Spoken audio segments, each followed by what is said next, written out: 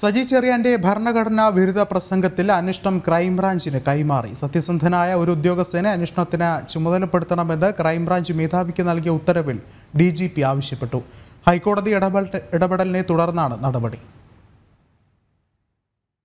2022 July 3 മല്ലപ്പള്ളിയിൽ Saji Cherian നടത്തിയ ഭരണഘടനയെ അവഹേളിച്ചുകൊണ്ടുള്ള പ്രസംഗത്തിൽ ക്രൈംബ്രാഞ്ച് അന്വേഷണം നടത്തണമെന്നായിരുന്നു ഹൈക്കോടതി നിർദ്ദേശം. എന്നാൽ ഉത്തരവ് വന്ന് നാളിത്ര കഴിഞ്ഞിട്ടും അന്വേഷണം ക്രൈംബ്രാഞ്ചിന് കൈമാറാത്തതിനെതിരെ വ്യാപക വിമർശനമാണ് ഉയർന്നത്. ഒടുവിൽ അന്വേഷണം ക്രൈംബ്രാഞ്ചിന് കൈമാറി DGP ഉത്തരവിറക്കി.